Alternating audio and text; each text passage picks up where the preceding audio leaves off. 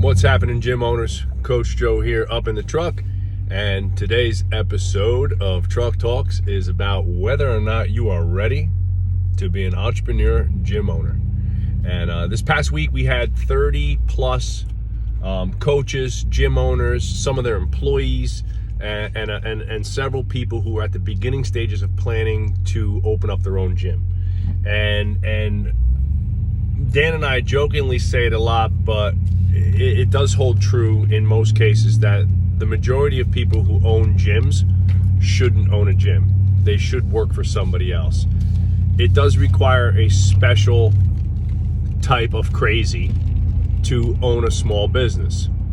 And there are some amazing benefits. There are some amazing and unfortunate costs. The biggest one, cost-wise, being that it's 24/7, 365, and you could talk and chirp all about your morning routine and your work-life balance, but that bullshit doesn't exist.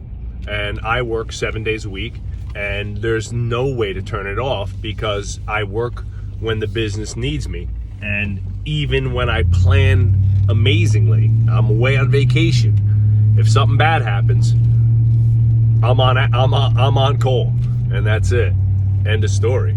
You know, as opposed to when you work for somebody else, it's see ya. Don't talk to me till Monday, right? So there's some great benefits there. But anecdotally, how do you know you're ready to take the plunge, to open up your own gym? And, you know, so I'll give you a little bit about most people. Like I always talk about it. I started VH in 06, and I kind of jumped in head first. Didn't really have a lot of business skills. But I embellished that a little bit.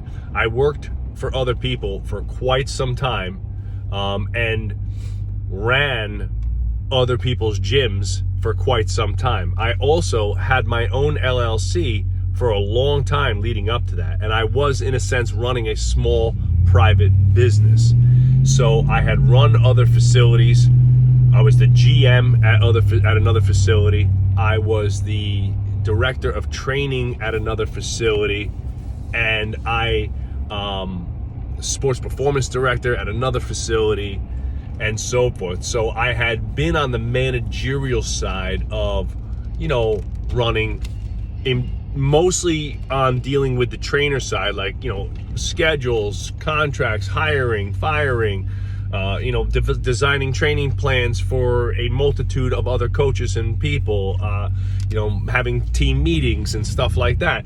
And I wasn't ignorant to marketing, sales, business, things like finances and so forth. I just wasn't good at any of it, right? I had never had the opportunity to be in charge of the marketing, except when I was running my own stuff, which was basically, you know, let's call it rogue marketing. Like I was just going to fields, going to tennis clubs, going to golf clubs, you know, trying to talk to people.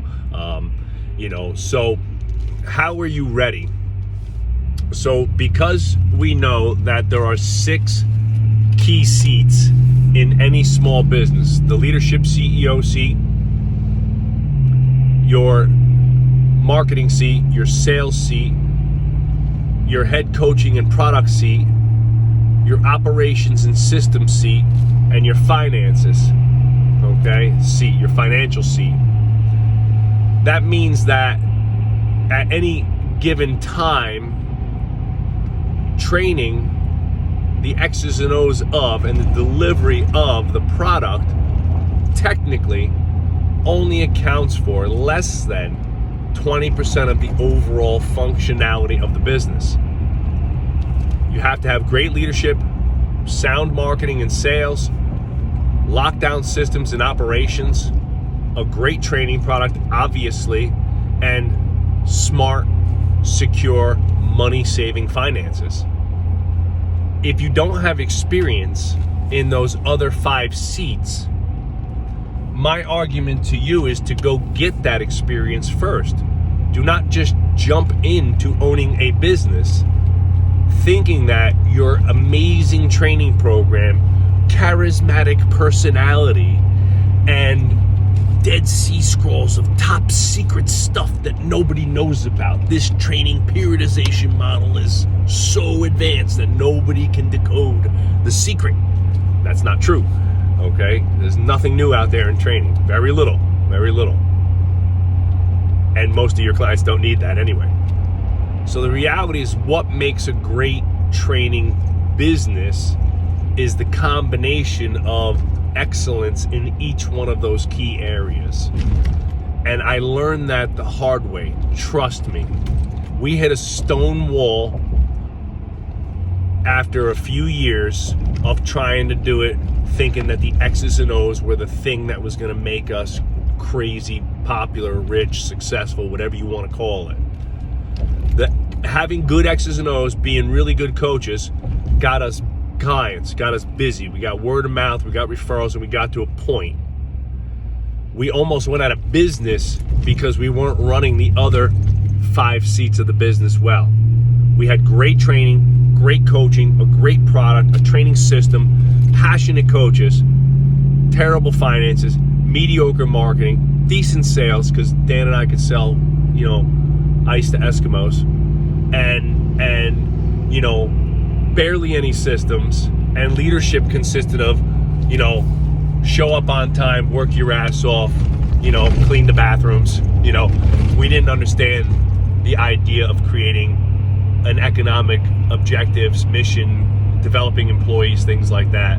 So if you don't have those skills and you're thinking about opening up a gym, I urge you to wait 1 to 2 more years. You got to be a manager for somebody else, in my opinion, or have managerial experience. If I could go back and do it all over again, when I had those opportunities working for other people, I would have asked for more. I would have asked to be more involved in the marketing, the sales, the operations. I want to see those things live. Can I help with the marketing? Can I be involved in the sales process? I want to learn. I also would have read a lot more books in those areas leading up to it. But to all the book nerds out there, this game that we're playing isn't about reading books and taking notes at seminars. It's about taking action. And the only way to know is to do. So if you read all the great marketing books in the world, but you've never actually done it, you're going to fumble a bunch. And when you're going to invest your own money, 50, 100, 150, 250, whatever it's going to be, to open up that dream of yours, the second you plunk down that money, sign that lease, you are no longer a trainer. You are a businessman. Okay? And your obligation goes from delivering great training sessions to running a great business. Trust me, because if you don't run a great business, there will be no training business at all. And there will be no employees, no customers, and no nothing. And as they say, that will be the story of you. So, if you think you're ready, pump the brakes a little bit. Start asking questions about what skills I don't have in the other 5 areas of the business. The majority of gym owners that I know, like myself, did it out of a passion for training, and I'm good at training, I'm good at coaching, I can do this business thing, I can do this gym thing. There's way more to it than the training side. Critically mission critical importance, obviously, is having a great product. But a great product with bad marketing is a product nobody ever heard about. See you, gang. Have a great week.